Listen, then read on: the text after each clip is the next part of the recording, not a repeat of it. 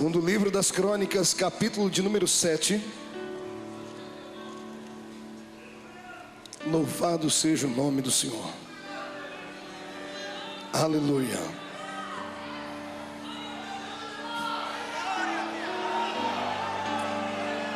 Glória a Deus. O título do texto é: A glória de Deus enche o templo. Tendo Salomão acabado de orar, desceu fogo do céu e consumiu o holocausto e os sacrifícios, e a glória do Senhor encheu a casa. Os sacerdotes não podiam entrar na casa do Senhor, porque a glória do Senhor tinha enchido a casa do Senhor. Todos os filhos de Israel, vendo descer o fogo e a glória do Senhor sobre a casa, se encurvaram com o rosto em terra sobre o pavimento e adoraram e louvaram o Senhor, porque Ele é bom e porque a sua misericórdia dura para sempre. Então o rei e todo o povo ofereceram sacrifícios diante do Senhor. Ofereceu o rei Salomão em sacrifício 22.000 bois e 120.000 ovelhas. Assim o rei e todo o povo consagraram a casa de Deus. Os sacerdotes estavam nos seus devidos lugares, como também os levitas, com os instrumentos e os músicos do Senhor, que o rei Davi tinha feito para eles se utilizarem nas ações de graças ao Senhor, porque a sua misericórdia dura para sempre. Os sacerdotes que tocavam as trombetas estavam de frente deles, e todo Israel se mantinha em pé. Feche a Bíblia, coloque no banco, coloque na cadeira. Pegue na mão da pessoa mais perfumada do seu lado. Atravesse a faixa de Gaza. Pegue na mão da pessoa. Isso. Aperte a mão do seu irmão com carinho até ele falar glória a Deus. Pentecostal que não faz barulho está com defeito de fabricação, irmãos. Glória a Deus. Feche os seus olhos, vamos orar. Senhor, uma vez mais nós te exaltamos nessa noite. Uma vez mais nós buscamos a sua presença. Uma vez mais nós nos rendemos ao seu Espírito e pedimos ao Senhor que nos conduza nesta noite pelo tapete da revelação da sua palavra. Senhor Deus, a sua igreja veio, assumiram compromisso, desafiaram o seu Espírito, romperam em fé. Romperam, Senhor, a truculência de uma segunda-feira, do cansaço e a fadiga do dia, e vieram para o santuário. Eles não podem voltar para casa vazios. Senhor, eu quero que hoje o Senhor abra a porta do céu sobre nós e derrame tudo aquilo que uma igreja carece e necessita. Antes que eu comece a pregar, eu lhe faço 2 pedidos, Senhor. O primeiro pedido é que ao redor deste templo, num raio de 5 quilômetros quadrados, onde houver um demônio alojado, que esses demônios comecem a arrumar as suas malas para se mudarem do bairro do Bom Retiro, e por que não dizer da capital paulista, porque se não sumirem, serão queimados pelo poder da glória do Senhor, que vai encher este santuário. Senhor, eu jamais poderia deixar de fazer a segunda oração, que o Senhor abra a porta do seu palácio sobre este templo agora, e envie do céu para a terra uma comitiva angelical. Eu quero anjos especiais esta noite, Senhor. Quero anjos da categoria dos serafins, anjos que ardem em fogo pela presença da sua glória, que eles comecem a entrar dentro deste templo agora e comecem a esparramar brasas de fogo tirada do seu altar, e onde houver um crente batizado com o Espírito Santo, renova ele agora, meu Senhor.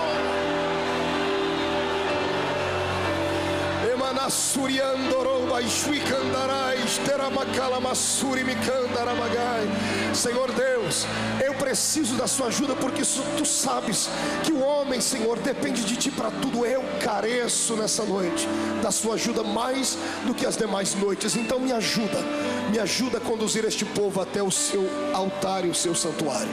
É o que eu lhe peço agora em nome de Jesus Cristo, seu Filho amado. Amém e amém. Solte a mão do seu irmão, levante o dedo de profeta para cima comigo. Aponte o dedo no nariz da pessoa que está do seu lado, com carinho e respeito, e diga para ela: hoje ninguém me segura. Diga: porque hoje será uma noite especial. Diga: eu quero a plenitude de Deus. Eu quero tudo aquilo que um pentecostal tem direito. E quem acredita no que acabou de dizer, tem um grito de glória a Deus. Aplauda o Rei Jesus e tome o seu assento glorificando a Ele, porque Ele é bom e porque a sua misericórdia dura para sempre. Glória a Deus. Glória ao nome do Senhor Jesus. Glórias ao Rei dos Reis. Quando eu abro a minha Bíblia Sagrada, no segundo livro das Crônicas, no capítulo 7, eu tenho aqui um dos textos mais belos da Bíblia Sagrada, dotado de uma poesia que somente Deus poderia citar ao ouvido de um escriba, de um profeta, de um escritor. O capítulo 7 do livro de Crônicas é o capítulo onde o Senhor nos conta a história de como foi que o povo hebreu lhe deu talvez o maior de todos os presentes: um templo fixo, um templo que tinha um endereço, um templo feito por mãos humanas, um templo feito de alvenaria. Israel havia passado muito tempo no Egito. Tendo eles permanecido por centenas de anos no Egito, acabaram tendo dificuldade quando saíram de lá em adorar a Deus, porque haviam acostumado a adorar deuses entre os egípcios, e os deuses dos egípcios tinham uma casa estabelecida. Deus, percebendo esta dificuldade do povo, pediu para que Moisés, seu servo, fizesse o primeiro templo, que era o tabernáculo, que era um templo móvel, era um templo onde o povo do Senhor seguia a nuvem da glória de Deus, e quando a nuvem parava, eles paravam também e logo levantavam aquele tabernáculo. Quando a nuvem do Senhor se retirava, o tabernáculo era desmontável e o povo saía pela terra. Quando eles começaram a se alicerçar na terra da promissão, o Senhor então suscitou no coração de Davi, para que Davi lhe desse uma casa, e que esta casa fosse perpetuamente para a adoração do nome de Deus. Mas o rei Davi foi impedido pelo Senhor de construir a casa, visto que a sua mão era mão que trazia muito sangue sobre ela. Mesmo sendo ele um poeta, o lado de guerreiro de Davi, ele sobressaía, e Davi matou muita gente. E o Senhor disse: Davi, não vou deixar você fazer isto, vou deixar este legado para o seu filho, para que Salomão então me dê uma casa, e que esta casa seja poderosa. Eu quero convidar você agora, com a sua inteligência, com o seu intelecto e o seu lado espiritual, a voltar comigo no tempo, voltar um pouquinho antes desta casa ser alicerçada, porque para chegar aqui no capítulo 7, eu tenho que lhe conduzir por uma das mais belas histórias da Bíblia também, não acerca de Salomão, mas acerca do pai de Salomão, o rei Davi. Só para deixar o seu coração alegre nessa noite, eu vou dar um tema para esta mensagem. O tema é este: quebrando o protocolo. Olhe para o seu irmão e diga para ele: hoje é noite de quebrar o protocolo. Não grite, diga: quebrando o protocolo. Então venha comigo, você vai ver por que é que o Senhor nos deu esta mensagem, para entendermos como é que se dava a atuação da fé em Israel, para entendermos por que o rei Salomão, os súditos deles, os levitas e os sacerdotes, eram tão sensíveis à voz de Deus. Nós devemos voltar no tempo, voltar alguns anos antes, algumas dezenas de anos antes deste episódio. Devemos voltar no tempo em que o rei Saul havia sido repudiado por Deus. O Senhor o havia rejeitado, tendo ele sido o primeiro rei humano de Israel, porque até então a lei judaica tinha Deus como seu Senhor. Israel vivia debaixo de um regime teocrático, até que o povo pressionaram o profeta Samuel e disseram: nós queremos um rei, mas um rei como as outras nações têm. Queremos um rei em quem possamos ver, em quem podemos tocar. Samuel foi falar com Deus, foi pedir desculpas a Deus, e o Senhor disse: não, Samuel, eles não rejeitaram a você, eles rejeitaram a mim, mas se é um rei que eles querem, eu lhes darei um rei. E Saul começou bem, começou no espírito, fez grandes coisas, ele deixou um legado de história sobre Israel, até que o seu coração ficou tomado pela soberba, ficou tomado por um orgulho indescritível. Quando o meu Deus começa agora a levantar Davi para colocá-lo no lugar do rei Saul, Saul começa a se sentir enciumado, Saul começa a sentir um ódio que ele trançava entre o ódio e o amor por causa de Davi. O rei Saul, ele amava Davi, mas quando ele se lembrava do cântico das mulheres de Israel, que diziam: Saul matou 1000, mas Davi matou 10.000, a ira acendia o coração do rei, e somente a harpa de Davi, na unção de Deus, era capaz de apaziguar aquele espírito maligno que estava dentro do rei Saul. E o Senhor começou a moldar então o coração de Davi, a moldá-lo para que ele fosse o próximo rei de Israel. Nós conhecemos a história, quem lê a Bíblia sabe da história. Tiveram altos e altos e baixos. Saul perseguiu Davi, Saul tentou matar Davi. Davi teve Saul nas suas mãos, lá na caverna de Adulão. Davi teve condições de extirpar a vida de Saul da terra, mas ele não fez isso, porque era temente a Deus e conhecia aquilo que ele mesmo escreveu em um dos seus livros: em ungido de Deus não se toca, só quem ungiu é que pode tocar. Davi nos deu um ensinamento genuíno e poderoso nessa história. Mas logo que Davi ascendeu ao trono de Israel, ele começou agora a trazer de volta a identidade espiritual para o meio do povo. O Senhor não queria que o rei fosse apenas alguém que articulasse política. O Senhor queria que o rei fosse uma espécie de líder a ser seguido também no teor espiritual. Deus queria um guerreiro no trono, porque todo rei tem que ser guerreiro, mas este guerreiro também tinha que ser poeta, tinha que ter sensibilidade para adorar ao seu Deus. E logo que Davi ascendeu ao trono, a vida espiritual de Israel melhorou e começou a mudar, até um dia em que o rei Davi saiu em uma batalha contra os filisteus, porque estes filisteus sempre foram inimigos de Israel, e eles tinham agora na mão um legado. Os filisteus haviam roubado de Israel talvez o maior marco espiritual da nação judaica, talvez a maior sombra da lembrança de Deus entre os hebreus, que era a Arca da Aliança. Você se lembra da história? Quando Ofni e Finéias foram mortos, quando Israel se curvou diante dos filisteus, o Senhor permitiu que os filisteus levassem embora a Arca da Aliança. Aquela arca não era apenas uma caixa de madeira pintada a ouro. Aquela arca representava a presença de Deus em Israel. Dentro dela havia alguns utensílios sagrados, havia dentro deles algumas relíquias de Israel que jamais poderiam se apartar deles. Por exemplo, dentro da arca estava um vaso de ouro com maná, estava a vara de Arão que havia florescido, e estavam as tábuas da lei. Ali dentro estava guardado o que havia de maior símbolo espiritual para Israel. O Senhor estava dizendo: enquanto a minha lei permanecer com o meu povo, eles vão me respeitar e me adorar. Enquanto eles se lembrarem que eu fui o Deus que mandei o maná, dependerão de mim para serem alimentados. E enquanto saberem que a vara de Arão floresceu, saberão que eu tenho controle sobre a vida espiritual do meu povo. Quando a arca foi levada embora, era como Deus estivesse se despedindo de Israel, dizendo: a minha lei, a minha presença, o meu alimento não estará mais com vocês. E então Israel perdeu a sua identidade espiritual. Foi aí que o Senhor ressuscitou esta unção dentro de Davi, um desejo de trazer de volta para Israel a presença do Senhor. E Davi saiu numa peleja contra os filisteus, e Deus lhe deu a vitória. A vitória foi tão grande, a vitória foi tão maciça, que Davi entrou dentro da casa do homem onde a arca estava alojada, e humildemente se reverenciou diante de Deus e trouxe a arca de volta para Israel. A história paralela à Bíblia entre os judeus diz que quando Davi conseguiu a vitória entre os filisteus, ele mandou um moço que era o seu mensageiro até Israel para falar com a esposa de Davi, com Milca. Milca era filha do rei Saul. Saul já era filho de fazendeiro, já era um filhinho de papai. Imagine a filha do rei Saul, que já nasceu dentro de um palácio. Ela era uma moça prendada, ela conhecia tudo acerca de festas, ela sabia tudo acerca do glamour de Israel. E quando Davi manda o recado dizendo: estou voltando para Israel, mas estou levando a arca de Deus de volta,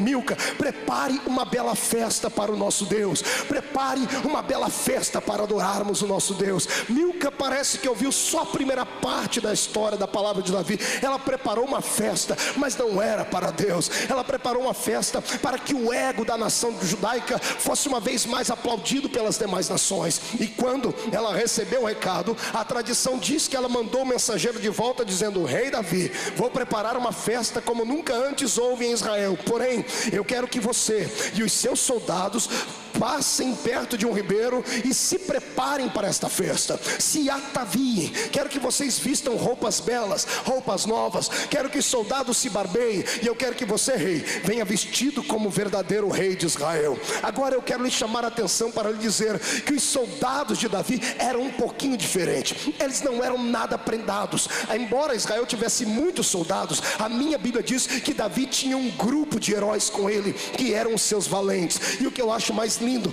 isto aqui me abre um caminho sem tamanho para começar a adorar a Deus, é que os melhores amigos de Davi, os valentes dele, nenhum deles eram prendados na arte da guerra, aprendendo eles em algum tipo de quartel general, não, nenhum deles fez tiro de guerra. Estes heróis que Davi encontrou, ele os encontrou numa terra amaldiçoada, eram homens iletrados, eram homens que não sabiam falar direito, eram homens truculentos, eram homens que a sociedade havia rejeitado, eram homens que não podiam entrar dentro da cidade, porque as pessoas tinham medo de tanta truculência. Eu disse que isto aqui abre um caminho sem tamanho para adorar a Deus por causa disso, porque quando Deus quer levantar um exército, Ele não pega aquilo que é perfeitinho. O meu Deus é Deus de desafios, Ele pega aquilo que não é e acaba transformando em coisas boas. Por que é que você acha que você está aqui nessa noite? Por que é que você acha que Jesus lhe salvou? Você acha que Jesus te salvou porque você é bonitinho, parecendo Leonardo DiCaprio? Você acha que Jesus te chamou porque a senhora parece a Barbie? Não, Jesus te chamou porque quando Ele passou pela rua da cidade e te viu, você era tão feio, mas tão feio, que quando olhava no espelho não sabia se estava de frente ou de costa. Você foi o desafio de Deus, e olha, Deus está feliz, porque Ele te trouxe para cá, mudou a sua vida, te lavou no sangue, e hoje você pode adorá-lo. Oh glória! Eu quero que você imagine a cena agora, o rei Davi chegando perto daqueles homens. Davi ainda era sensível porque fazia poemas. Eu quero que você veja Davi agora chegando perto daqueles homens grossos, daqueles homens que só sabiam brigar e dizer: gente, hoje nós vamos ter que tomar um banho.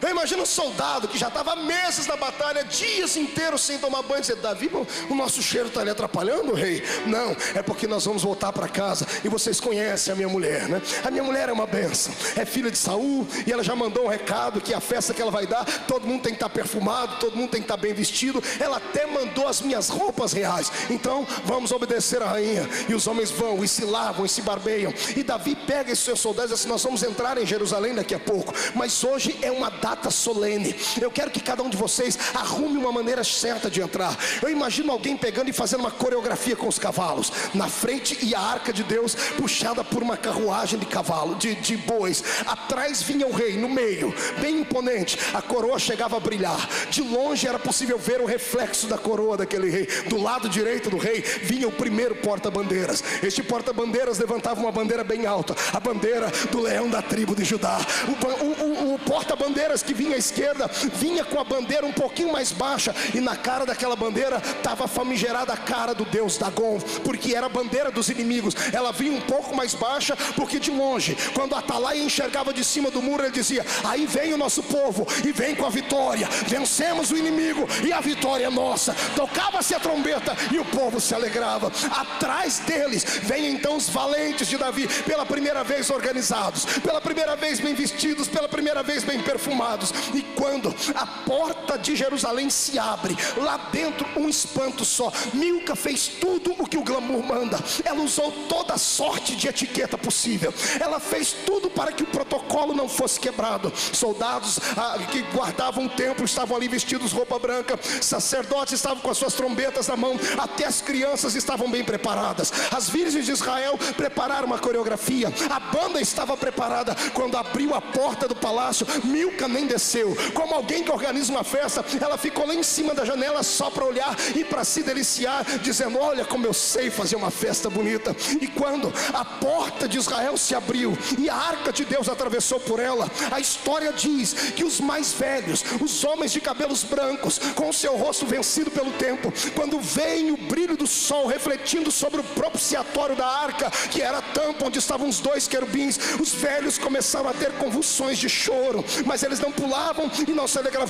Eles se seguraram porque tinha uma etiqueta a ser seguida, tinha um protocolo a caminhar. A rainha de longe dizia assim: calma, se controle, porque é uma festa solene. Gente de toda parte foi convidada, ilustres, governantes, líderes estavam ali para aplaudir a Davi por aquela vitória. Quando a arca atravessa e Davi atravessa junto com ela, Davi olha para as crianças que estavam bonitas, os homens começam a tocar os seus instrumentos, mas Davi percebe a lágrima nos olhos dos mais velhos. E quando Davi percebe que os anciões de Israel estavam entendendo que aquilo não era um amuleto que estava voltando para Israel, não era uma caixa de joias, eles sabiam que quando aquela arca entrou dentro do portão de Jerusalém, era como se Deus dissesse: eu voltei para morar aqui. Eu voltei para estar com vocês.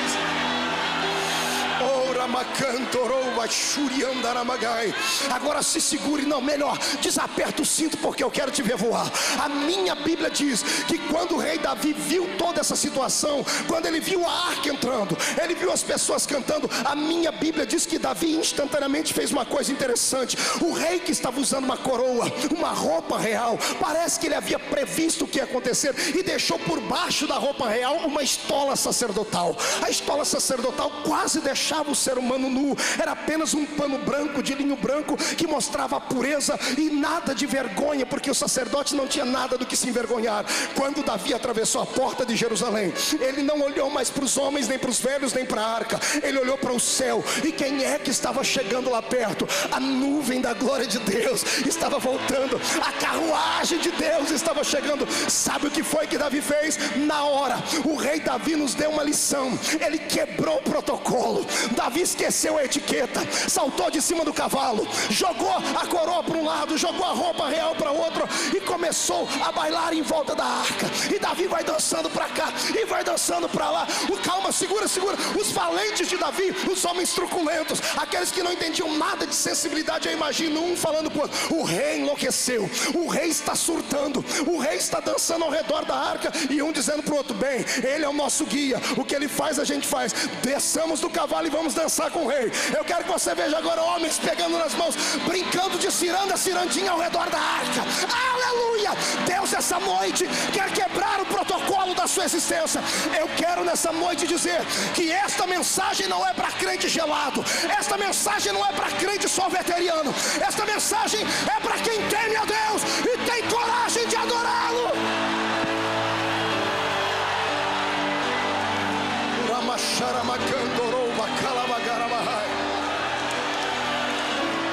Sabe o que me deixa entristecido e até enfurecido no século 21?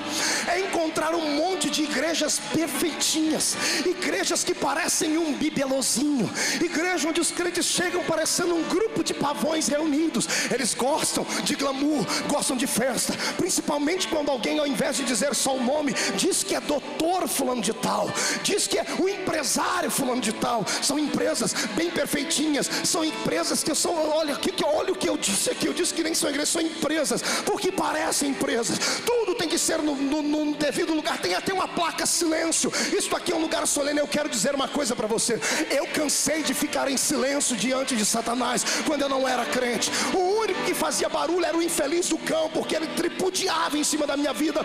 Quando eu injetava drogas nas minhas veias e fumava maconha, ninguém me parava na rua para me chamar de louco. Quando eu dançava e pulava igual um cabrito dentro de um baile, quando eu gritava gol num campo de futebol, aí eu aceitei Jesus. Vim para uma igreja e alguns engravatadinhos, metidos à besta, pensam que são donos da palavra, falam que eu não posso pular, dizem que eu não posso adorar.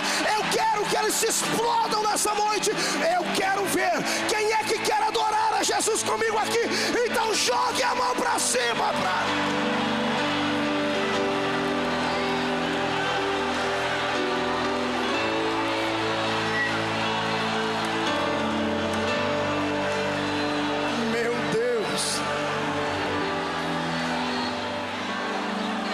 Olha para essa irmã bonita, com esses olhos pintados, está com o rosto parecendo que passou a massa plástica na cara. Diga para ela: se quebrar a maquiagem, tem banheiro ali fora, mas não deixa de adorar. Sai do chão para glorificar. Aleluia.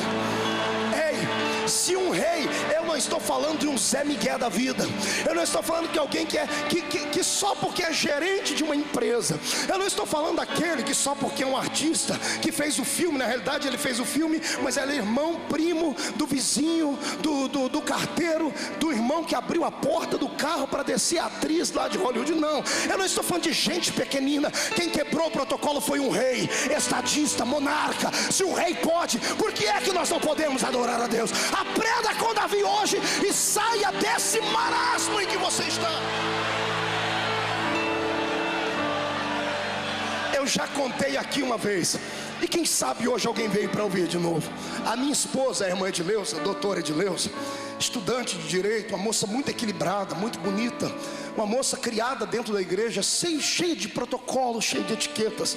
Uma vez eu falei para ela: filha, vamos comigo orar no monte. Ela olhou para mim e disse assim: eu orar no monte com você? Eu não sou doida, tem igreja para orar. Isto é ilógico, isto é irracional. Você é um homem preparado, Marco. Por que você vai fazer lá no meio do mato, se sujar toda, os pernilongos te morder, as formigas subir em cima do seu pé, você tropeçar e cair dentro de buraco? Larga a mão disso. Eu falei: bom, então você me deixa aí. Ela falou: vai, você é louco mesmo. E eu fui para o monte orar. Isso uma vez deu um nó na minha cabeça, porque eu falei: Jesus, será que isso é questão de personalidade mesmo? Porque ela disse para mim: você é expansivo, você é sanguíneo, você gosta dessa coisa. Eu não, meu espírito é mais pacato, eu sou mais fleumática, eu não preciso de nada disso. Amados, eu aprendi uma lição com Deus tremenda na vida da minha esposa. Isto foi 1 ano, 2 anos, eu tenho 12 anos de casado. Isso aconteceu há 3 anos atrás. Há 3 anos atrás, quando isso aconteceu, olha que coisa linda. Eu estava me preparando para ir para o monte. A irmã de Leusa chegou em mim e falou assim: para onde você vai? Eu falei: eu vou lá para o monte. Ela olhou e disse assim: cabe eu também? Posso ir junto? E eu olhei para ela e falei: o que você vai fazer lá? Eu falei assim: eu estou precisando. Eu falei: ué, mas você disse que não gostava. Eu falei: não discute comigo, eu estou querendo ir, posso ir? Ela dentro do carro, eu dando gargalhada por dentro, disse: Jesus de Nazaré. Mas isso não é questão de personalidade. Ali o Senhor disse: não, filho, isso não é questão de personalidade, é questão de necessidade. Sabe por que os crentes que você conhece não pulam, não gritam, não se descabelam, não fazem esse barulho aqui dentro? É porque estão com a vida ganha. Mas deixa eles passar pelo vale para você ver. Deixa eles passar pelo vale. Amado, você vai ver a senhora poderosa se jogar no chão, orar, rolar no chão, pedir, porque nós só buscamos a Deus de fato quando carecemos dele. A minha esposa estava passando por uma crise espiritual muito grande, uma crise existencial, e chegamos no monte. Quem aqui já foi em monte? Deixa eu ver. Essa aí é a turma que acompanha o pastor Marco, é tudo doido. Você sabe que quem vai orar no monte, todo mundo tem a sua árvorezinha particular. Eu tenho a minha lá. Quando a minha árvore escuta o barulho do meu carro, ela já começa a tremer, porque ela sabe que o negócio está sério. Eu só vou para lá quando a coisa está apertada. Eu cheguei no monte, levei a minha esposa e disse: eu vou te apresentar uma árvorezinha nova, porque cada um de nós tem uma, essa aqui vai ser a sua. Ela disse: para que eu preciso disso? Eu falei: não, é só para a gente ter um ponto de apoio, para a gente não se perder aqui no meio da mata. Você fica aqui orando e tudo bem. Cada um escolheu um cantinho para orar. E nós estamos, você já viu crente que ora em monte como é que é, né, irmão? Ele já entra a 500 graus de unção dentro do mato. Ele já vai na graça, ele não vai lá para buscar, ele já vai lá para derramar tudo aquilo que ele queria. E de repente eu ouço um grito daqui, ouço um grito dali, tentando ouvir a voz. A minha esposa disse: pô, eu não posso esperar tanto milagre assim. Ela já vê, já é uma coisa, não é de gritar, não é de pular. Irmãos, de repente eu comecei a ouvir um gemido diferente. E de repente esse gemido começou a sair uma vozinha e falou assim: tá bom, Jesus, é isso que o Senhor quer, não é? O Senhor fez eu passar por tudo isso para me trazer aqui, então tá bom, é isso que o Senhor quer, o Senhor vai ouvir. Irmão, essa mulher começou a gritar, mas ela começou a gritar tanto que ela tomou a voz de todo mundo. Eu olhei e falei: não é minha mulher aquela ali. De repente, irmão, Jeová escutou ela lá do céu, derramou uma unção sobre ela tão grande que ela ficou de pé e começou a profetizar. E eu fugi pro meio da mata. Eu aqui não sou bobo de ficar de frente da minha mulher profetizando, irmão. Ela me conhece, ela sabe como eu sou. De repente, além de profetizar, ela começou a marchar. Irmão do céu, eu nunca vi um negócio daquele. Jesus pegou ela do jeito que ele vai pegar você hoje aqui. De repente ela tibou no chão, desmaiou, pensava eu. Ela foi arrebatada. Eu cheguei perto dela, catuquei ela estava lá, não conseguiu se mexer mais. Eu falei para os irmãos: olha, eu acho que eu já estou indo, porque a minha bênção eu já levei. Coloquei ela dentro do carro, desmaiada. Quando ela chegou em casa, eu deitei ela na cama. Ela acordou no outro dia. Quando ela acordou, a primeira coisa que ela fez foi abrir o olho e dar uma rajada de língua estranha. Eu acho que Satanás está correndo até hoje daquele grito. Sabe por quê? Porque quando a situação aperta, o ser humano tem que descer do salto. Eu quero que você esqueça que é doutor, que é médico, que é político, que é empresário, que é universitário. Aqui nessa noite só existe servo. E servo que quer um milagre, por favor, deixa Deus te tomar.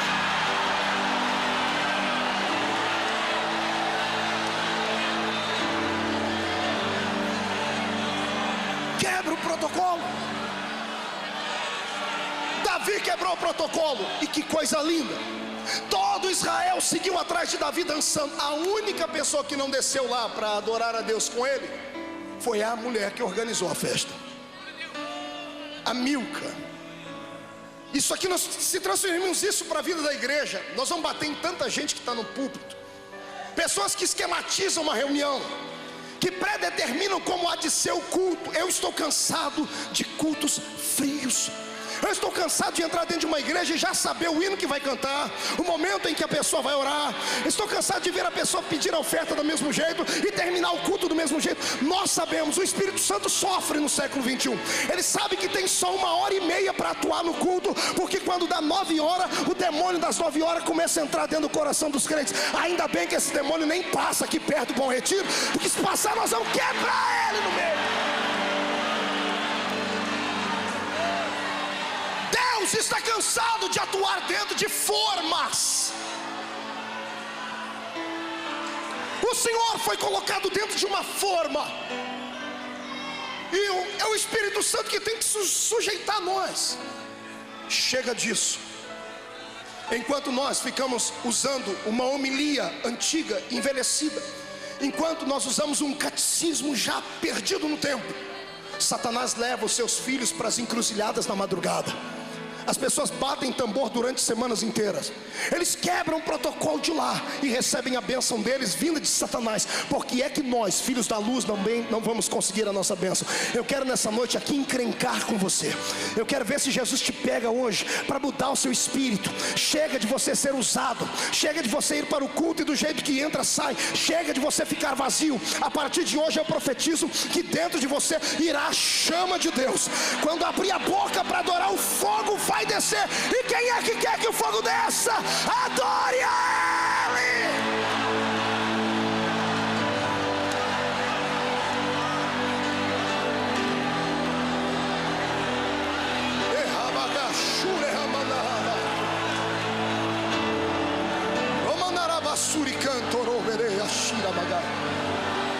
Olhe para cá, pastor. O que tem a ver este dia com o segundo livro de Crônicas 7? Calma, eu tenho ainda uma lição para lhe dar. Agora eu quero puxar a orelha daqueles que não entendem nada deste tipo de movimento. Quero puxar a orelha dos líderes, dos doutores, dos mestres, dos pastores, seja ele quem for, PhD em teologia, não me interessa qual é a formatura desta pessoa. Jamais toque nesses pequeninos de Deus. Jamais critique a maneira deles adorar ao Senhor, ainda que seja extravagante. Não toque neles, e se tocar, faça com carinho, faça com temor, faça com respeito, porque esses que estão aqui embaixo não são um povo qualquer. Isso aqui é a noiva do Cordeiro, é a noiva de Jesus Cristo. E o pior não é isso. O pior é que eu escuto alguns ainda usarem a Bíblia para tentar quebrar esta unção. Dizem eles: não, o Espírito é sujeito ao profeta. Nem sabe o que estão dizendo.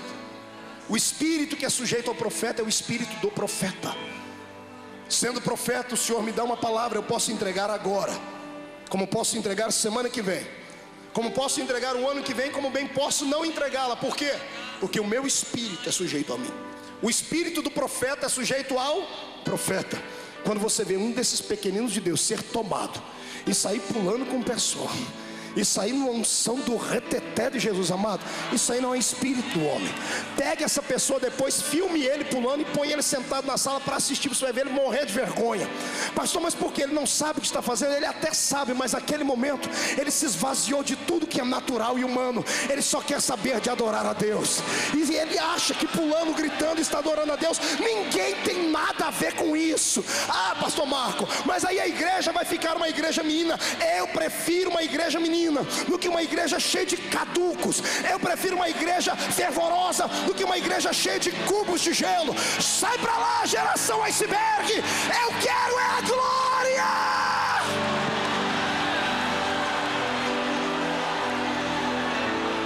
Cuidado.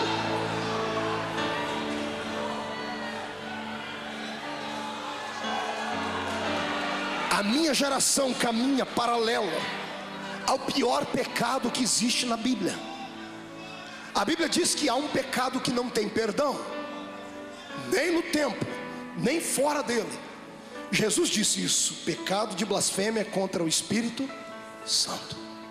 Pergunte para o seu irmão: o que é pecar contra o Espírito Santo? Pergunte para ele.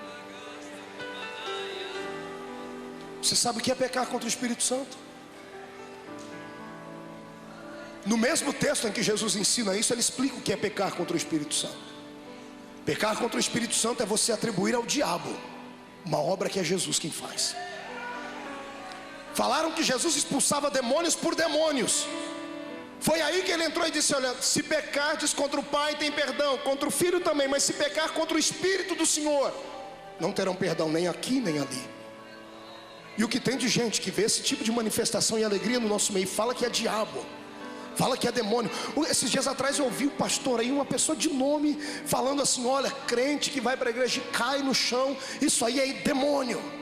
O infeliz não sabe o que está falando, não sabe onde está chegando, não teve uma experiência profunda com Deus.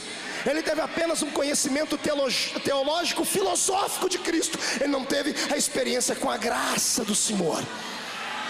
Amados, em nome de Jesus, eu vou pedir para o Senhor te dar uma experiência que Ele nunca deu hoje. E por favor, não se segure e deixe Ele te tomar. Deixa Jesus te inundar, pegar cada célula do seu corpo e incendiar ela com esta unção de Deus. Você vai ver que o seu dia depois de amanhã será muito melhor do que esses dias atrás. Eu profetizo que você sairá daqui de mãos dadas com o Espírito Santo. E digo mais, não vai voltar para casa andando mais, vai voltar voando nas asas da revelação do Senhor. Quem quer isso aí, adora Ele. A única pessoa que não gostou dessa história foi a mulher que havia estabelecido os protocolos e as etiquetas, Milca. Na frente de todo mundo, Davi não fez nada com ela. Mas quando ele entrou dentro do palácio, você vai ler isso no segundo livro de Samuel, do capítulo 6, do verso 12, na sequência, leia na sua casa. A minha Bíblia diz que Davi chamou Milca, ou melhor, ela chamou Davi e disse assim para ele: que vergonha ver o Senhor quase nu perto dos seus súditos. Davi olhou para ela e disse assim: você não entende nada de adoração a Deus, você não entende nada de dar a Deus a alegria que Ele tem dado a nós. Milca, o Senhor esteve fora de Israel, hoje Ele voltou para Israel. Eu só fiz adorá-lo, você deveria ter feito isso também. Sabe qual era o problema de Milca? É que ela olhava todo mundo de cima para baixo. Maldito seja o homem e mulher de Deus que dentro do corpo de Cristo julga as pessoas de cima para baixo, só porque tem nomenclatura, só porque tem algumas etiquetas no seu braço, só porque tem algumas marcas patentes nos seus braços, só porque é pastor, presidente, querubim, apóstolo, só porque é semideus. Olha para os pequenos e sente nojo deles. Quem sente nojo de um filho do Senhor não merece ser irmão meu. Pedro estava lá em Israel no dia em que o Espírito do Senhor desceu. Pedro estava se alegrando, orando em línguas, quando ele escutou alguém dizer: esse povo está tudo bêbado. Pedro entrou na briga e disse: aqui não tem ninguém bêbado. O que vocês estão vendo aqui é a manifestação do que está escrito na palavra do Senhor: nos últimos dias derramarei do meu Espírito sobre toda a carne. Então eu quero nessa noite que você saia embriagado aqui do Espírito, amado. Perca o rumo da sua casa, mas encontre o caminho da adoração a Deus. Quem concorda comigo, ergue a mão para cima para adorar.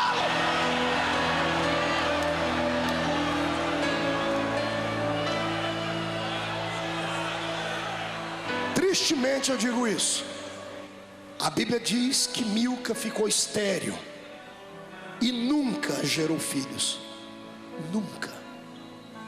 Levante a mão direita, coloque nas costas do seu irmão, faz um carinho nele, diga assim para ele: cuidado para não ficar estéril.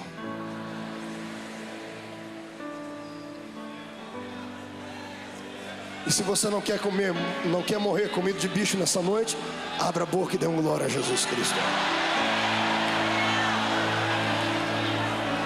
Pastor, o que tem a ver esse texto com o texto de Crônicas? Você vai entender agora. A história de Israel diz que enquanto Davi estava naquele dia adorando a Deus com aquela liberdade, os levitas que estavam em Israel estavam prestando atenção no rei. O rei era um paradigma para todos eles. O rei era um exemplo, era uma inspiração a ser seguida. Todos queriam ter a bravura do rei, todos queriam ter a intimidade que o rei tinha com Deus. E quando os levitas viram Davi bailar ao redor da arca, pelo menos um dos levitas se apaixonou por aquilo. O nome dele era Asaf. Diga para o seu irmão: conhece Asaf? Diga: o pastor Marco vai lhe apresentar ele agora. Olhe para cá. Asaf foi um rapaz levita, da tribo dos levitas, que se destacou acima de quase todos os demais. Abaixo de Davi, para mim, Asaf foi o maior levita. Ele deixou escrito na Bíblia mais de uma dezena de salmos. Asaf teve experiências com Deus, escreveu coisas de intimidade. Por quê? Porque em seu tempo de infância e adolescência, ele teve onde se inspirar. Vou deixar uma palavra aqui agora como conselho. Não vale a pena viver esta vida, desde que a nossa vida não influencie pelo menos mais uma vida. O que a minha geração precisa é disso. É de homens e mulheres inflamados, que possam ser seguidos, que possam ser imitados, que possam influenciar uma geração. Você se lembra na época da Copa do Mundo, de alguns anos atrás, quando o Ronaldinho fez aquele corte de cabelo ridículo, horrível. O que teve de garoto que saiu para a rua e fez aquele corte de cabelo também. Você se lembra quando Luiz Inácio Lula da Silva se levantou no nosso Brasil como um líder político da barba grande? Todos os petistas tinham a barba comprida. O que esses homens tinham? Eles influenciaram uma geração. Eles influenciaram aqueles que estavam vindo, porque o ser humano precisa de um líder a ser seguido. O problema da minha geração é esse, é que os líderes que se destacam são líderes que têm poder do intelecto, têm poder político, mas falta poder espiritual, falta poder de unção. Uma vez entraram no meu site na internet e disseram assim: pastor, por que o senhor se inspirou num pastor americano e não em um brasileiro? Eu disse: não que os brasileiros não tenham o seu quilate, mas eu encontrei na figura de um pastor americano uma unção e uma intimidade com Deus que eu jamais havia visto, e me influenciei através da vida dele, e louvo a Deus por isso. O que eu quero é que você se inspire naquilo que é bom. Eu gostaria que hoje você ousasse a se inspirar num homem, numa mulher pentecostal de verdade. Eu gostaria que hoje você ousasse a sair dessa vida natural e tocasse o sobrenatural com Deus. Eu gostaria que hoje, pelo menos hoje, você quebrasse o protocolo na sua casa. Ao invés de chegar em casa, ir assistir a novela, assistir alguma coisa, um filme, fechasse a televisão, deixasse desligado, pegasse a Bíblia Sagrada, chamasse a sua família, refizesse o altar da sua casa e dissesse: vamos voltar a buscar a Deus de uma maneira diferente. Eu gostaria de ver você esta madrugada toda deixar de dormir, passar 2, 3 horas de joelho falando com o Espírito Santo, perguntando a Ele se o que eu estou pregando aqui é verdade ou não. Ele vai te dizer se é verdade ou não. Eu gostaria que antes que a alva do dia amanhecesse, você estivesse tão inundado por Deus, que amanhã, quando você saísse pelas ruas da cidade, a sua sombra, quando tocasse o enfermo, põe o enfermo de pé, porque a presença de Deus seguirá a tua vida.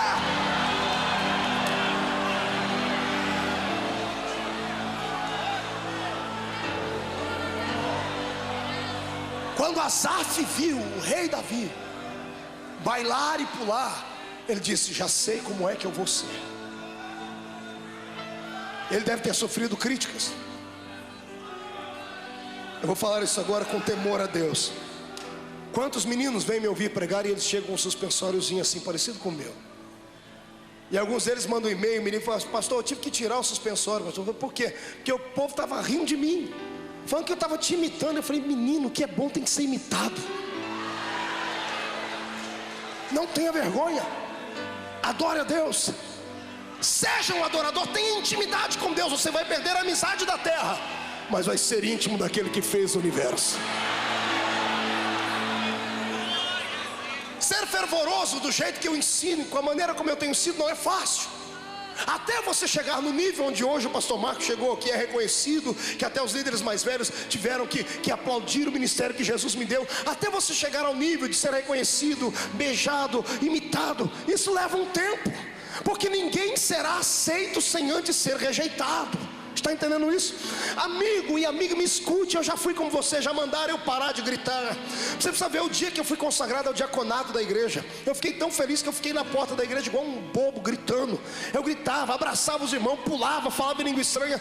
3 homens do púlpito se reuniram, mandaram me chamar, me levaram lá para a salinha do fundo e falaram assim: ó, você agora é um oficial da igreja. Eu falei: o que quer dizer com isso? Você não pode mais ficar gritando e pulando ali, você representa a igreja. Isso aí é um escândalo. E eu ouvi, dei ouvido a eles, amado. Eu me esfriei da noite para o dia. E depois ainda que eu coloquei aquele terninho miserável como é que chama? De linho, que amarrotava mais do que qualquer coisa. Aí eu fiquei insuportável. Os crentes vinham me cumprimentar, eu nem me deixava me tocar. Acabavam de me abraçar, eu tirava a mão deles, porque afinal de contas, oficial da igreja tem que ter ética, tem que ser estruturado. Eu quero nessa noite, queria eu poder pegar o infeliz que ensinou isso. Queria eu poder pegar a pessoa que ensinou que só porque você é um oficial da igreja, você não pode entrar na glória do Senhor. Queria eu pegar esse infeliz. Sábado agora eu estava pregando em Belo Horizonte, lá no Templo dos Anjos, na sede da Igreja do Evangelho Quadrangular, uma igreja linda, 4.000 pessoas dentro do templo. 5 horas da tarde o pastor Jerônimo me ligou e falou: Marco, estamos com um problema, nós vamos ter que fazer mais de um culto. Eu falei: por quê? Porque o templo está cheio e tem mais de 4.000 pessoas do lado de fora da igreja. Então eu fui, preguei no primeiro culto, saí meia hora para tirar o povo, tiveram que puxar o povo, os seguranças da igreja, tinha gente que se agarrava nas cadeiras, não queria sair do culto, tiraram o primeiro povo, o segundo povo entrou. Antes de eu começar a pregar, o pastor disse: nós vamos ter que terminar o culto daqui a pouco. Eu falei: por quê, pastor? Porque tem quase 10.000 pessoas do lado de fora querendo entrar, eles querem ouvir a palavra do profeta. Eu chorei diante de Deus. Eu chorei porque alguns anos atrás, para você fazer movimento, tinha que trazer um cantor, tinha que trazer uma estrela, tinha que trazer um agitador de águas famoso e conhecido. E de repente o povo acordou e descobriram que o que dá sustentação para a alma é uma palavra pregada na unção e na verdade, uma palavra ungida como essa aqui. Você acha que esse povo veio aqui por causa de mim? Acha que esse povo veio aqui porque eu sou bonitinho? Eu tenho espelho na minha casa. Só vieram aqui porque sabem que por onde passo fica uma unção de Deus. Se eu perder essa unção, ninguém quer nem me cumprimentar mais. Em nome de Jesus Cristo, peça essa unção para Deus, irmão. Peça, pastor.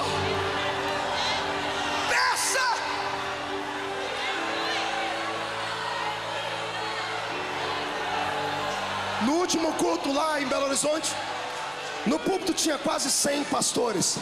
E embaixo os oficiais da igreja, todos uniformizados, uns 200, contendo a multidão. Veio uma unção de Deus tão grande sobre nós que nenhum deles ficou de pé. Caíram todos os oficiais aqui. Quando eu assustei, virei para trás para falar, estava todo mundo aqui caído no chão também.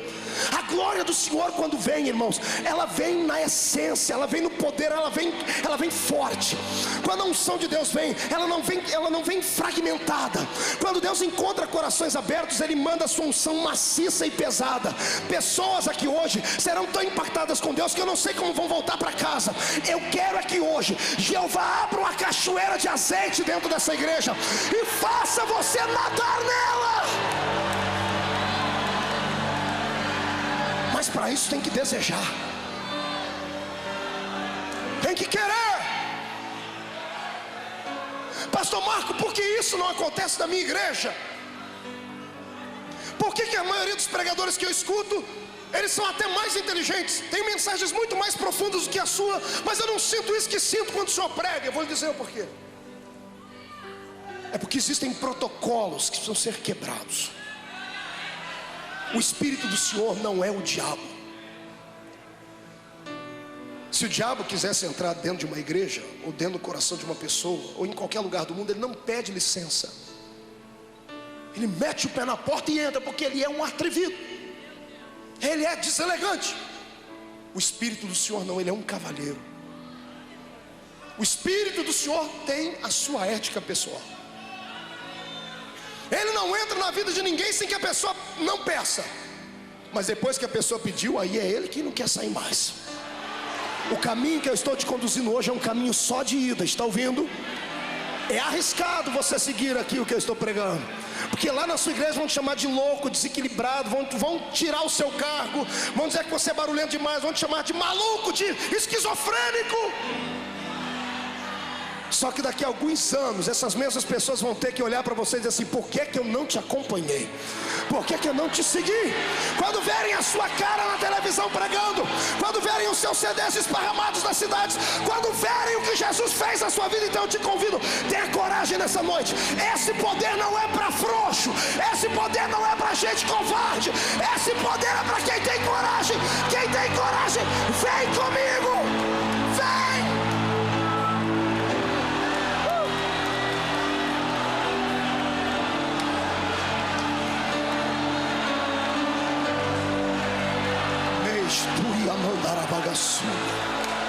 Segura um pouquinho aí.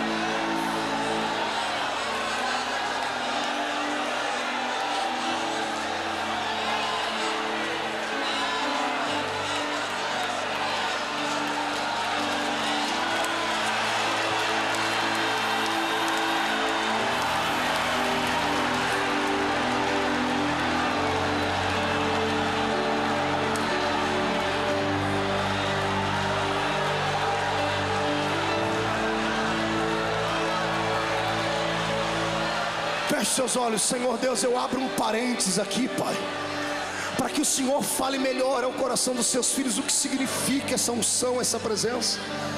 Senhor, pegue esses crentes que já são cheios e nessa noite faz transbordar. Os que falam em línguas, Senhor, que eles extravasem agora orando em línguas. Aqueles que nunca falaram em línguas, que comecem a gritar pedindo essas línguas. Aqueles que têm intimidade contigo, que saltem, que pulem, que gritem, que deixem o Senhor tomar. Mas neste momento, Jesus, mostra o que é um culto pentecostal. Enche esse lugar agora.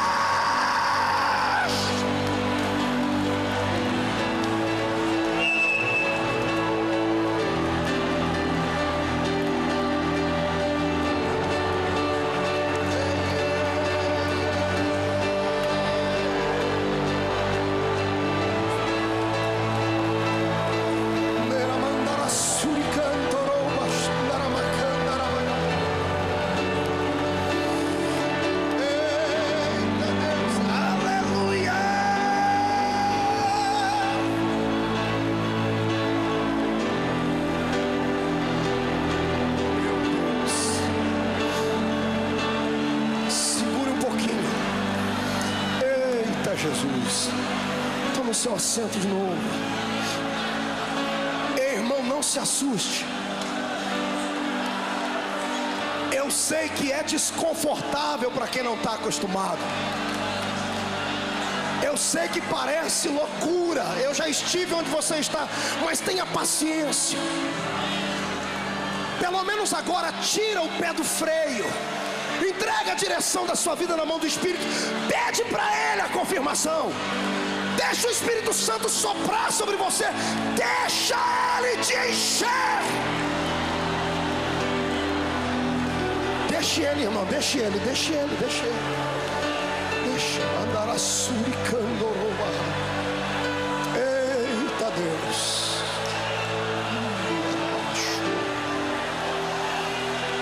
Olhe para mim. Vamos falar de conhecimento. Daqui a pouco eu volto para a graça.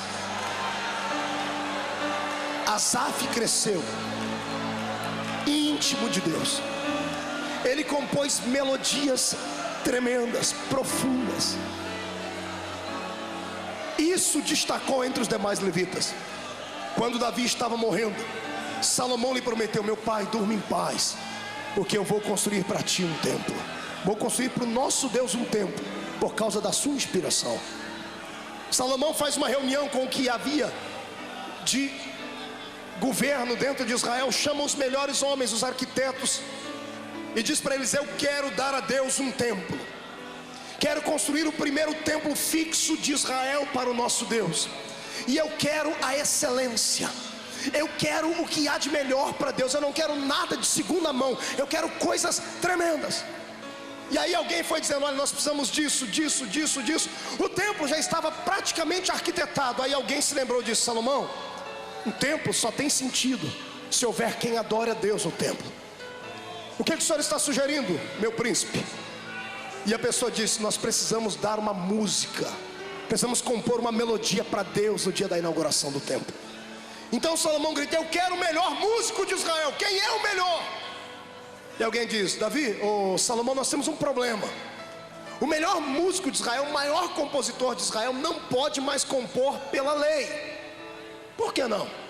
Porque a vida de um sacerdote, o seu ministério terminava aos 50 anos. Quando ele alcançava a idade de 50 anos, ele não podia mais atuar. E aí chegaram em Davi e disse: Davi, tem um homem aí que aprendeu com o seu pai. Ele se inspirou na unção do seu pai. Ele escreveu coisas belas, mas ele já passou da idade. Ele tem quase 60 anos. Pela lei ele não pode mais atuar. Eu imagino Salomão olhando para ele e diz assim: ele é o melhor. Tem alguém que chega aos pés dele, eu imagino a pessoa dizendo: o que se parece com ele fica 80% bem longe dele. Se o senhor quiser, nós vamos chamar essa outra pessoa agora. Salomão diz: não, para Deus tem que ser o melhor. Mas ele tem já quase 60 anos de idade, Salomão. Não me interessa, vamos quebrar o protocolo. Se é para Deus, eu quebro o protocolo hoje. Chame ele. E lá vem Asaf, quase 60 anos, aposentado, jubilado. E Salomão diz: você vai voltar a atuar agora. Por que, meu rei? Você vai construir, arquitetar um salmo, uma música com letras profundas. Porque daqui, não sei quanto tempo vai demorar, mas quando o templo de Deus estiver pronto, eu quero a melhor música que você já fez. Combinado? E ele: se é o rei que pede, está combinado. O templo levou 7 anos para ser construído. A letra da música levou 7 anos para ficar pronta. A melodia levou 7 anos para ficar pronta. Nossa, se eu pegasse um gancho aqui, dava para bater bastante nos cantores, né? Que hoje em dia, porque tem contrato com a gravadora, são obrigados dentro de 6 meses gravar qualquer merrequinha lá e colocar nos nossos ouvidos para ouvir. E ainda diz que é a unção de Deus. Aí falta inspiração, aí fica fazendo aquelas músicas todas esquisitas. Alguns chegam a pachorra de pegar uma música mundana e colocar uma letra evangélica só para vender. Vocês esqueceram ele que os mais belos hinos e poesias foram escritos em tribulação. Este hino demorou 7 anos para sair. Quando chegou o dia da inauguração do templo, Salomão convocou todo Israel, passou um pregão em Israel. 4 milhões de judeus se aproximaram do centro de Jerusalém naquele dia. Por isso é que a Bíblia diz que Salomão sacrificou 120 mil ovelhas, 22 mil bois. Era muita coisa, porque tinha 4 milhões de pessoas do lado de fora. Dentro do templo só entravam pessoas importantes: sacerdotes, levitas, o rei, algumas outras pessoas convidadas especiais. E lá ia o maestro Asaf, que agora, detalhe, estava passando dos 70, estava chegando nos 70 anos. Quando Asaf se aproxima do coral de levitas, eu imagino todo mundo murmurando, se acontecendo: mas esse velho, esse homem já não tem mais idade para isso. Eu imagino alguém dizendo: você não ficou sabendo a última? O que? O rei quebrou o protocolo. O rei burlou a lei, porque dizem que ele é o melhor. Vamos ver se é o melhor. Imagina Asaf agora diante dos levitas, seu coral baixo, contralto, soprano, tenor, e dizendo para ele: gente, é agora. Ensaiamos 7 anos. A gente sempre canta para Israel ouvir. Hoje nós vamos cantar para Deus ouvir. A minha Bíblia diz que os sacerdotes começam a imolar os animais, a sacrificar. Salomão levanta as 2 mãos para o céu e faz uma oração. E quando ele está terminando a oração, o coral de levitas entra com a música. Pena que a Bíblia não deixou escrita a letra da música. Tudo era narrado, tudo que era feito em Israel alguém escrevia. Mas eu acho que até o escriba que foi convidado: você vai escrever tudo que acontecer aqui. Ele não teve como escrever, porque ele ficou cheio da unção de Deus também. Perdeu o rumo da casa, ele não teve como escrever a letra. E aí quando Asaf bate a sua batuta e começa a cantar, irmãos do céu, tire o olhar de dentro do templo agora e olhe por cima do templo. 4 milhões de pessoas ao redor do templo. De repente as criancinhas, eu imagino criança que é mais curioso, puxando a barra da saia da mãe, puxando a túnica do pai. Pai, mãe, o que foi, filho? O que é aquele negócio lá em cima? E lá vem a nuvem de novo.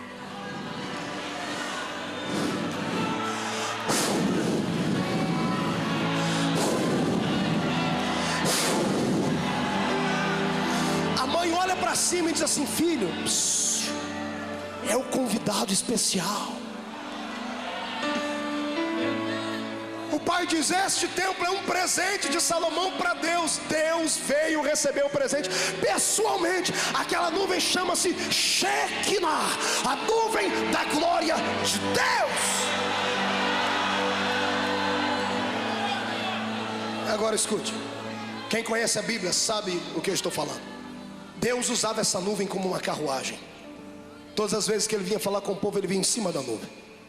Eu perguntei a Deus por que ele vinha nessa nuvem. O Senhor disse para mim que a nuvem era uma espécie de filtro que impedia o povo de ver a glória do Senhor como ela era de fato, porque era perigoso as pessoas morrerem.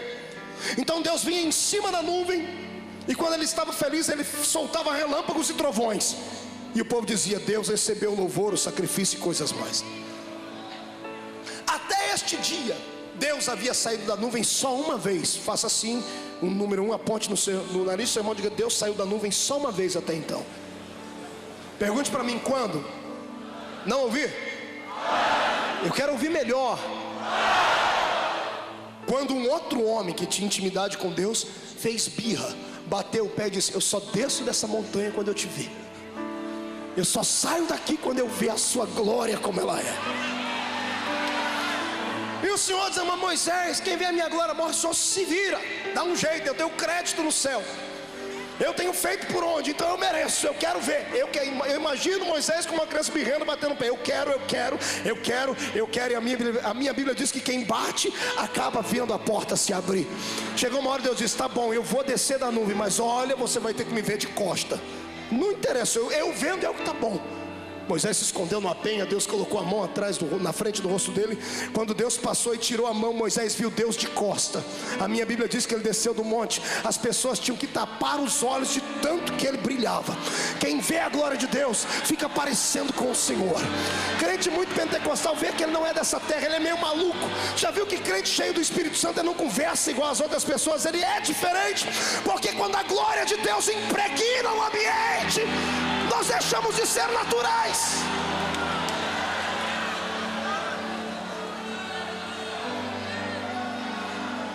Asaf está com a batuta e vai bater. Atenção, levitas. Contralto, soprano, tenor. Olhe lá, vamos lá. Perfeito, afinaram no diapasão, vamos lá. E quando eles começaram a cantar, aconteceu uma coisa inédita. Deus ficava em cima da nuvem, sentado em cima de um querubim. Serafins voavam ao redor do Senhor. Nesse dia o Senhor falou: ó, não cantem santo, santo. Eu quero ouvir o meu povo cantar. A melodia foi tão linda, a música foi tão profunda, que eu imagino Deus fechando os olhos e aspirando aquele louvor assim.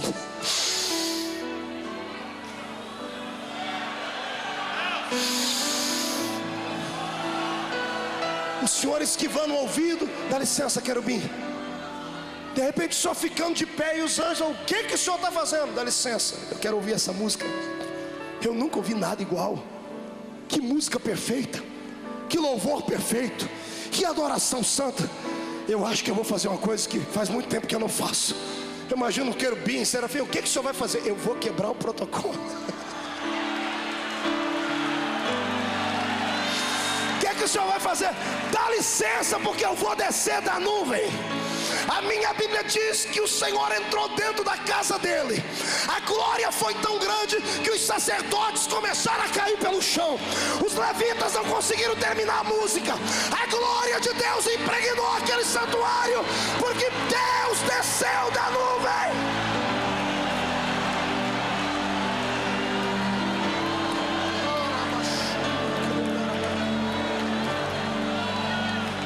A tradição judaica diz que quando o templo ficou cheio da glória do Senhor, as pessoas que estavam do lado de fora de Israel começaram a ser curados, os paralíticos começaram a andar, veio uma unção de Jeová Rafá sobre eles. A unção era tão grande que eles cantaram e louvaram a Deus por dias a fio.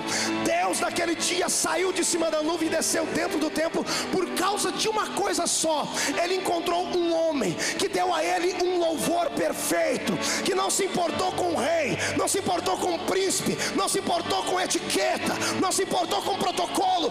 Deu a Deus o melhor que tinha. Se nesta noite você der a Deus o melhor que tem, Deus vai descer da nuvem, vai entrar na sua casa, vai entrar na sua família, vai entrar no seu trabalho, vai descer nessa igreja. Quem quer isso aqui, adore a Ele.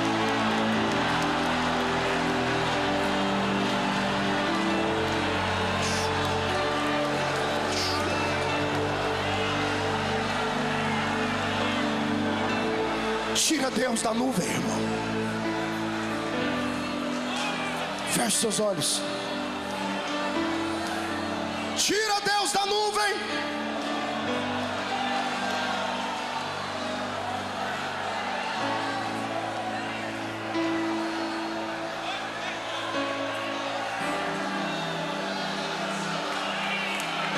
Se você quebrar o protocolo, Deus vai quebrar o dele. É uma coisa pela outra.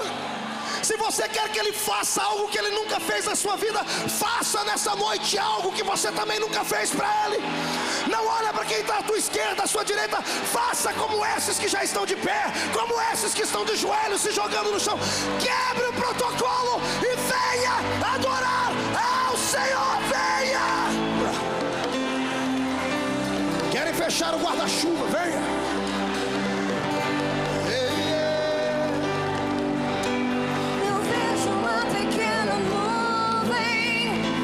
Tamanho da mão de um homem, mas esse é o sinal que a tua chuva vai descer. Eu vejo uma pequena nuvem do tamanho da mão de um homem, mas esse é o sinal que a sua chuva vai descer.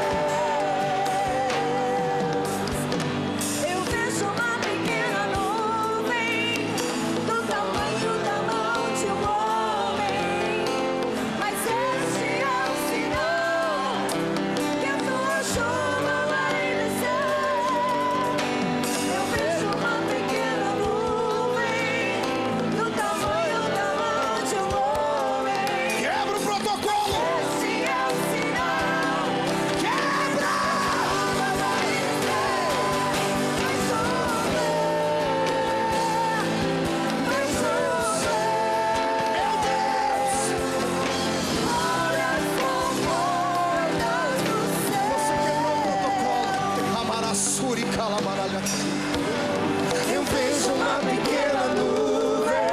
Vem, do tamanho da mão de um homem. Você em casa, quebre o protocolo. Mas este é o saia do normal, entra conosco, vem adorar. a chuva vai descer. Adora. Vai chover. Olha as bombonas do céu. Vai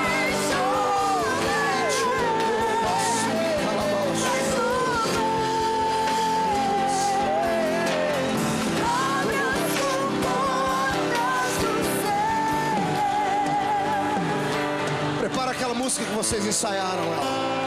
Olhe para cá, olhe para mim, toda a igreja. Abaixa suas mãos, eu vou fazer uma pergunta.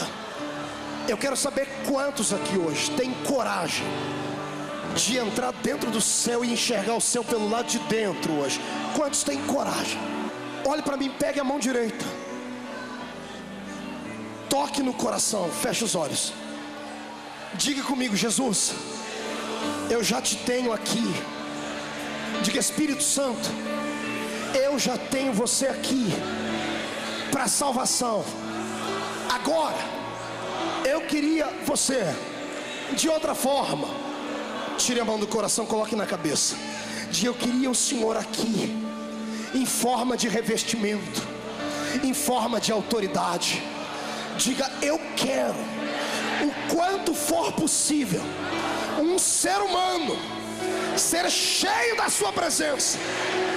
Eu sou este ser humano. Levante as duas mãos para cima e chacoalhe elas. Filme isso, olha que coisa linda. Chacoalhando a mão, vire, fique cara a cara com o irmão. Escolhe alguém, fique olhando no rosto dele. Faça isso aí atrás. Levante as mãos.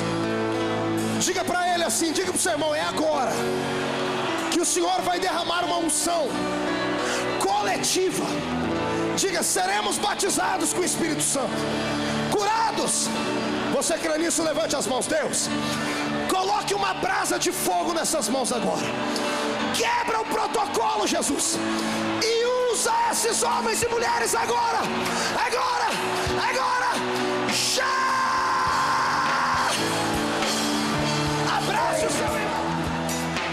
Abaixa as mãos. Pegue no braço do seu irmão. Enquanto eu estava de olhos fechados aqui, eu via uma onda gigantesca se aproximando deste lugar. Feche seus olhos, feche seus olhos.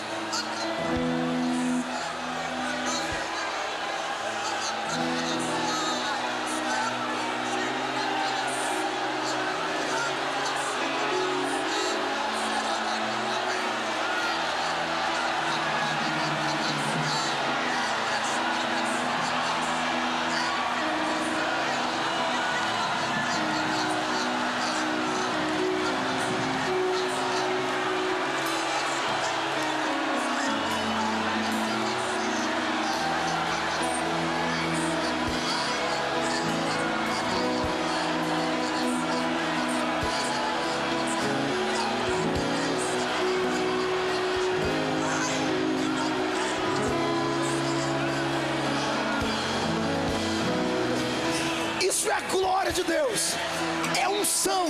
Isto está disponível nas páginas da Bíblia, está disponível para quem crê. Em nome de Jesus Cristo, sai da frente, Satanás!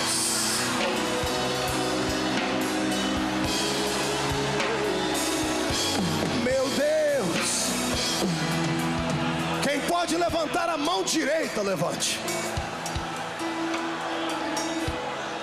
Pastor, para que toda essa coreografia? Não basta pregarmos, temos que aplicar a fé. Abra a mão direita. Diga em nome de Jesus: todo espírito que engana, que soprou no meu ouvido, na minha mente e no meu coração, que eu não preciso ser tão extravagante, que eu não preciso batalhar tanto. Eu quero que esses espíritos que esfriam igrejas, que deixam a nossa fé morosa, venham para a palma da minha mão agora, em nome de Jesus. Feche a sua mão, segure aí. Você vai quebrar o protocolo agora. Lucas 10:19, eu vos dei poder para pisar sobre serpentes e escorpiões. Não se assuste, a partir de amanhã você vai se pegar com desejo de falar em línguas andando nas ruas. A sua casa vai ficar tão cheia da glória de Deus que os seus vizinhos vão chegar perto para saber o que é. A minha cantorova gassúria. Levante a mão lá em cima. Pessoas serão batizadas com o Espírito Santo agora. Quem não fala em línguas ainda, chacoalha a mão assim. Quem não fala em línguas vai falar agora, crê. Fecha os olhos. Ei, a minha cantorova gassúria. Eu quero a chuva de novo. Deus quebrou o protocolo, desceu da nuvem. 1,5. Um novo tempo começa hoje na sua vida. 2, a sua casa será cheia do Espírito do Senhor. 2,5, tudo que era impossível ficará fácil a partir de hoje. 2,75, quem não fala em línguas, prepare para falar agora. E quem já fala, prepara para saltar. 2,80, Satanás perdeu. 3, joga no chão. Isso!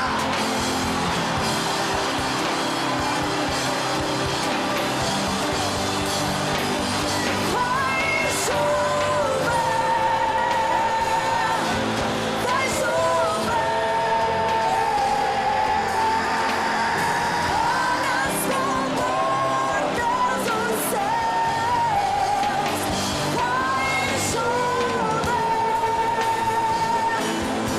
chover.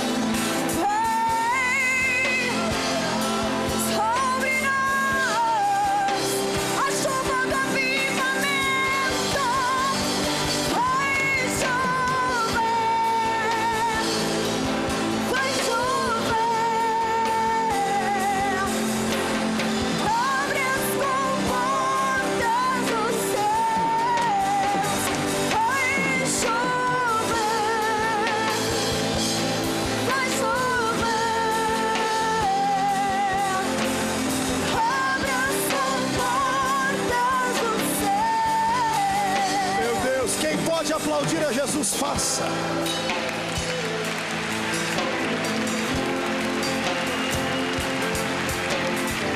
Se é para Deus, tem que ser mais forte.